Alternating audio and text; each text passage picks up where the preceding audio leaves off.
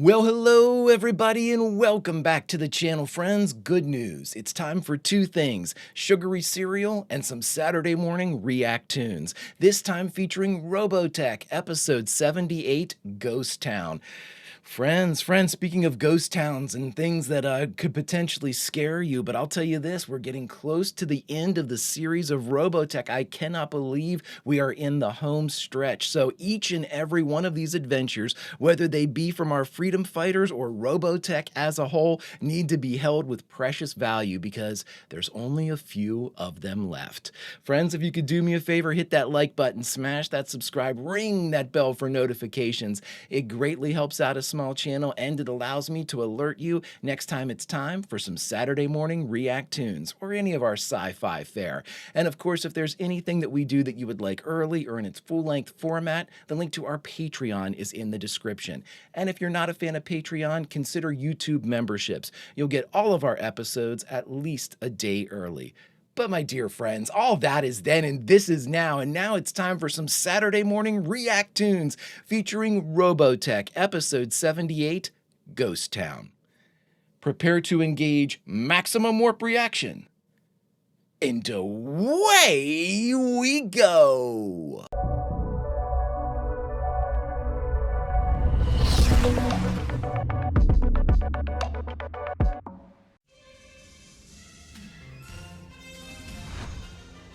Occupational fanfare! Patreon gets it! It was a secret joke between me and Patreon, everybody. I'll let you in on it.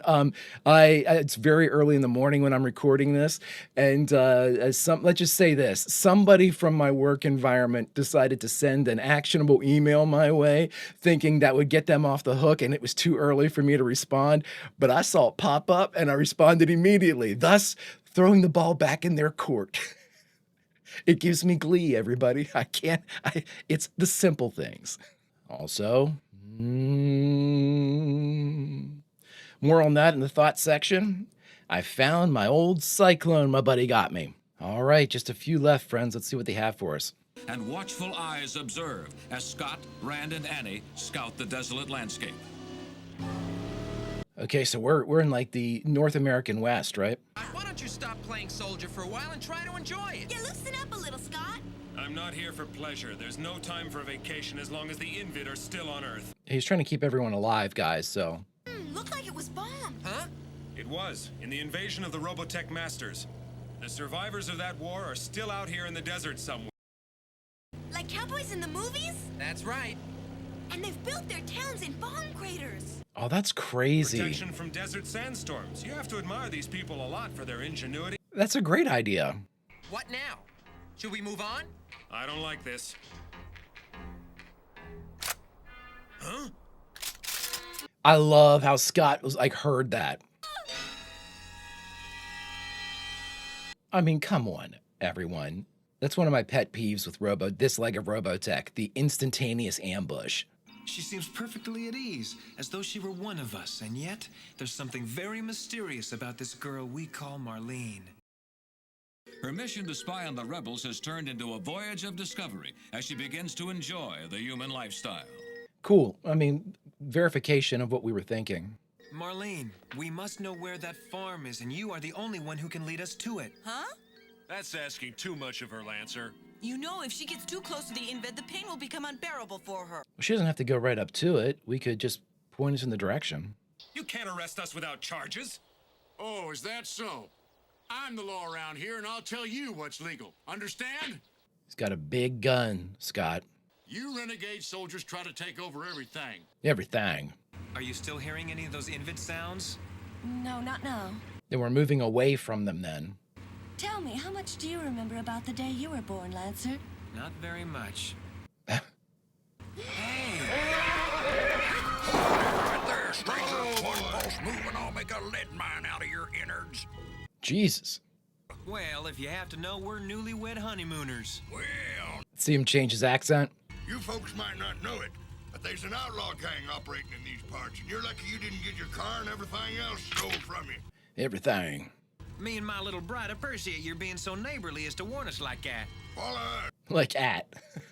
How come you trust them? I don't trust them, but if we continue playing dumb, maybe we can get some useful information from them. I'll be careful. And look, I can run them over. Go. There. Now where were we? The Invid. Welcome to Hole in the Wall. Follow us. Hole in the Wall. Nickname or real name?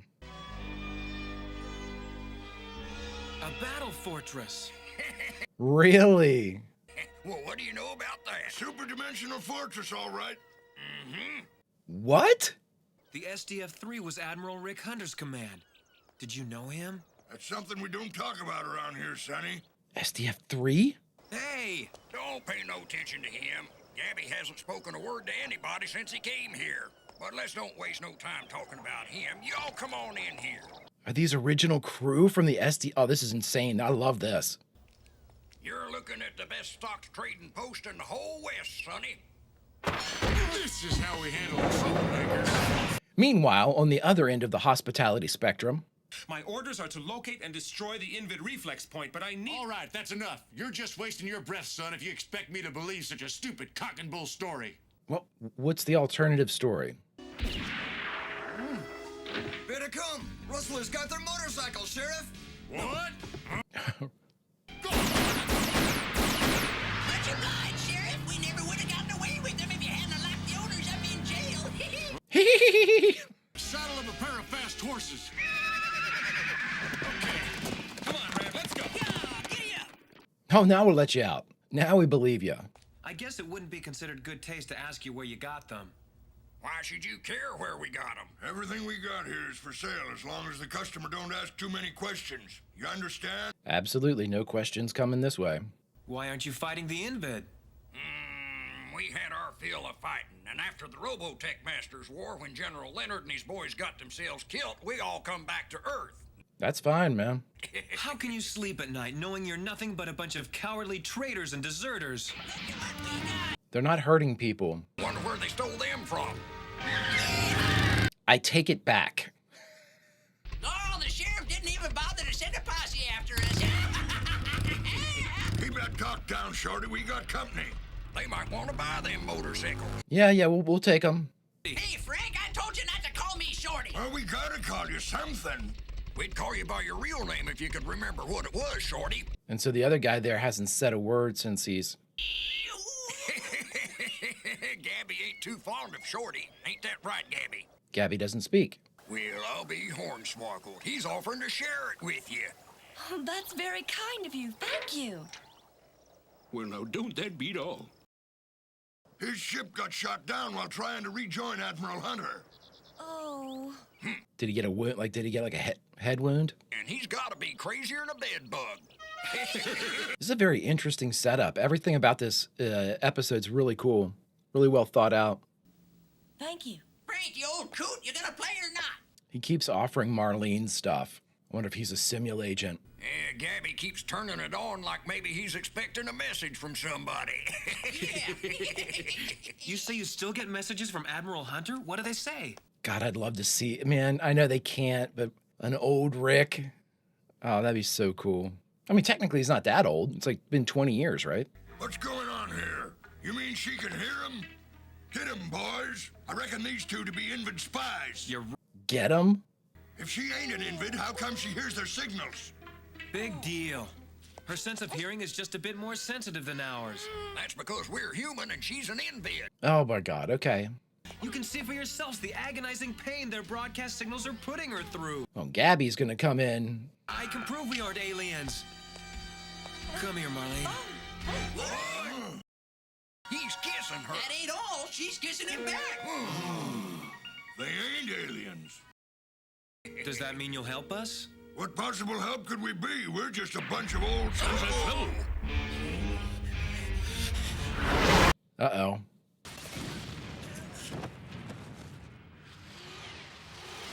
It's Symbol, and it looks like Wayland Yutani. Make a run for it. I'll keep you covered.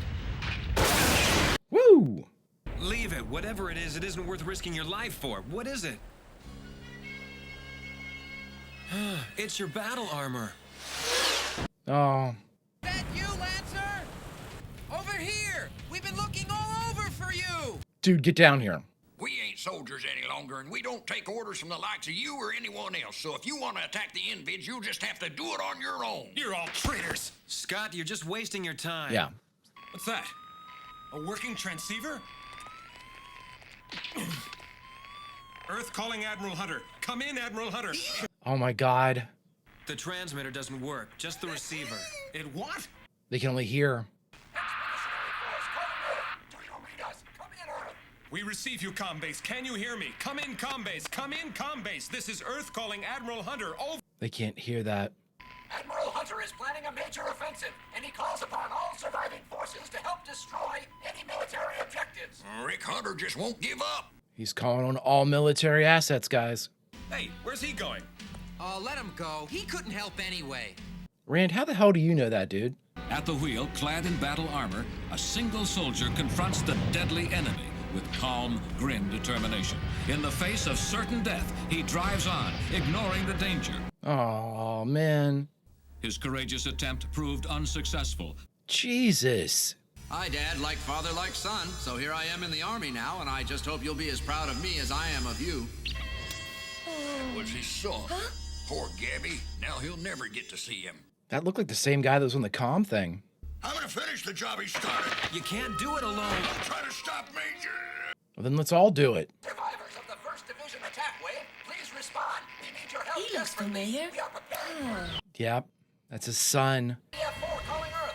Please come. That's why he went. Oh, Spent so much time SDF-4 trying to too, make that's the what they said. transceiver work. With it, he could stay in touch with the one person he loved the most. Oh, that's heartbreaking. I'm gonna get those broadcast towers if it's the last thing I do. How about it? Are you with me or not? We're with you! Yeah, we've got a legit objective now. And we've got backup coming. But Scott, what about the cowboys? You heard them, Annie. Their fighting days are over. Come on, guys. This stuff ain't no help. Thank you, Frank, but we don't need it either. Come on, guys. What are you waiting for then? Get to your battle stations. Aye, sir. Well, let's take her up. She still flies? She still flies. No, I love it. Holy mackerel, there's more of them. A lot more. We'll never get through them. Those guys better show up right now. Scott, look! Those crazy old coots have actually got that junk heap off the ground somehow. Watch your mouth. Yeah, watch your mouth, dude. And we're gonna prove it by showing you whippersnappers what a real combat crew looks like. Let's do it. Just like the good old days, huh, Roy? Hey, Well, let's do some ass kicking then. Good start. We don't have any specialty troops here. This looks like all common soldiers. Use everything you got, guys. Oh, Oh no! Use your escape pods. Abandon ship while there's still time. they're not going to. Hey, this crew don't give up. Don't be foolish, old man. Get out of here while you can. There's nothing more you can do. There's still a job to They're be gonna done, take the son. tower out. Ah, son of a bitch. I've removed the safety locks from all the missiles, Commander. Are we all in agreement about what must be done? Shorty, what do you say? Commander, how many times do I have to tell you? Don't. They'll call me Shorty. I'm ordering all of you to abandon ship while there's still time. You hear? I'm sorry, sir. Our radio's been damaged and we can't hear a word you're saying. You can still pull out of there. All you have to As do we is fire. Oh, he's already down. This is it, Shorty. Are you ready? It's a funny thing, Commander. I just remembered what it really is. My name. It's. Wow. That's heartbreaking. But what a great episode. We mustn't let the world forget them. Loyal, courageous soldiers. Right. They'll be awarded medals of honor. They just needed reminded. They had forgotten who they were. Who were they anyway? They were heroes. Oh, man. Ooh. That got me, guys. Wow. Oh, Like father, like son. I just hope you'll be as proud of me as I am of you. wow. Oh, my gosh. We're going to talk about this one, friends. All right, everybody, we just finished watching Robotech, episode 78, Ghost Town, and the only thing left to do is talk about it. All right, everyone, we just finished Ghost Town, the 78th episode of Robotech. I'm going to tell you, friends, this is absolutely one of my very favorite episodes of this show. This is where this show really shines. When they do stuff like this is really, I'm thinking of like Eulogy too, when Wolf went down. This was an incredibly poignant moment inside, again, an animated series or a cartoon series that has lighthearted moments, and it has kind of an adventure, not lighthearted, I shouldn't say, but like almost like an adventure feel, like, hey, everybody, everything's optimistic. We're in like an adventure movie. In this leg of it especially, we haven't seen so much of like the death and dismemberment that we've seen in like the first two offerings. But in this one, we're reminded with these very poignant kind of character-driven episodes. And again, like I said, my referent for this too is Eulogy, but we've had several instances of this before, but these are very powerful and very strong. And when they come out with these, again, these character-driven kind of almost like faith-based, loyal-based, honor-based type of episodes, I mean, they hit on all cylinders for me. This was a really, really well done episode for numerous reasons, but obviously the story, which started with Gabby, the guy that couldn't talk, I'd like to have known a little bit more about. I'm assuming that something happened. He'd had like a head injury or something that probably prevented him from speaking, or it was psychological. It could have been, some type of ailment that was keeping him from communicating with the other four. But at the same time, we had that very poignant moment where he was going to ride in there because he heard his son saying, "We need these towers down, or the offensive is going to be, obliterated." And the only thing he could remember was, "I got to do this. That's my boy. I got to do it." And that broke me up, man. Oh my God. And like, he literally threw himself into the fire. And that's all he could think to do was just do whatever I can to make it easier for my son and everybody else that's coming in. Absolutely unreal and incredibly poignant. Like, we don't see that on an episode to episode basis in any leg of Robotech. And when it hits, damn, does it hit. And this is a perfect example of how Robotech can be incredibly poignant without having to kill somebody. You know what I mean? I think that's a misnomer that I brought into the series. I thought, oh my gosh, like as soon as we finished like the Macross saga, and I thought to myself, oh, Roy and Ben and all these things. And I thought to myself, oh, they can be really poignant. And I thought of those two episodes. The thing is, this show doesn't need character death to kind of say, oh, this must be a special episode. Now, did we have character death in this one? Absolutely. We had all 5 of those guys died. But again, it wasn't any of our principals. It wasn't somebody that we had met outside of this episode. We met him inside the episode and lost him inside the episode. So, there weren't any real stakes beyond just the ideals that these guys were kind of manifesting or kind of like remembering within themselves. It's such fine-tuned storytelling, and it's done so in such a way, and I never use I don't like to use the phrase like, it's kind of dumbed down for kids or anything like that, because it's not. Robotech doesn't do that. What Robotech does do is it simplifies the premise. And the premise here is, they were overt with it, they had the locket. It showed the image of his son. We just saw the image of his son on the receiver. We immediately put it together. Again, they had Marlene. He looks familiar. Yes, it's the guy's son. So, it's overt in that how this is all breaking down and going about it. And at the same time, when those 4 are kind of reminded of what they needed to do, it's an incredibly heroic moment. And I think it's good too, because, I hearken back a lot to Separate Ways, when everybody was deciding, hey, are we even going to stay together? And what I like about that one is that was realistic as well. Should we even be doing this? Should we even be, we're going to get killed, or, we don't have enough manpower. We don't have enough protoculture, our resources. We still have to travel. There's a lot of if coming off the plan. And so the plan was questioned. What I love about this one is it's in a very similar circumstance in that, This is an introspective moment. Separate Ways was, hey, should we even be together? What can we do? But this one showed what it was to basically return to the fight, to have done what they were going to do in Separate Ways. Like these four guys basically said, you know what, we're done fighting. And that was the argument that they had in Separate Ways. I don't want to fight anymore, And then we saw that at the end, this is what they had to do. These guys, they could remove themselves from the fight, but really all they did, it was just paused it. They weren't able to, kind of quit the fight. They were simply on hiatus.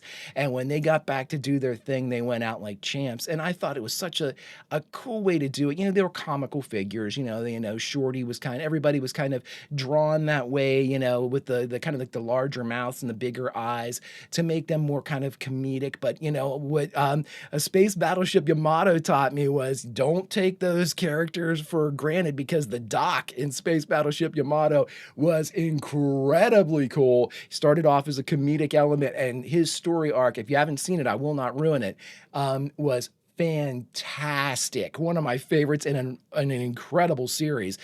And so that's why I really like this stuff. This is kind of like, all comes back around. Everything comes back around. And when they did that final look around, the bigger guy that came up and said, like, all the missile safeties have been taken off, I think he went over and died because we didn't see him anymore because he was holding his side. And then it was just a conversation between Shorty and the captain, or Shorty and the commander. And Shorty wasn't moving either. So I'm assuming Shorty was hurt. And the dude with the handlebar, he was already down. You could see him over in the corner. Oh my God. It was really, really well done. And again, we've said it a million times, Robotech does not shy away from showing you these deaths. Again, they could have gone the same route that they went with where Gabby, where you just see him driving and then you see like them over a covered body. We know what happened. He got killed. They could have done something similar with this. Even with the animation that they had, they could have just, maybe not gone around the horn there with all the old guys and just everybody watched it blow up. And you'd be like, oh, they died heroes. But you wouldn't have seen them in those last minutes. But they don't shy away from that. They want you as invested as they can make you with characters that you just met. And I think that is absolutely, it's a mark of fantastic storytelling. It's a mark of being able within 20 minutes to ramp up the emotional kind of chips that you've pushed into the middle of the table and really, really up your stakes with, again, characters that we have just met.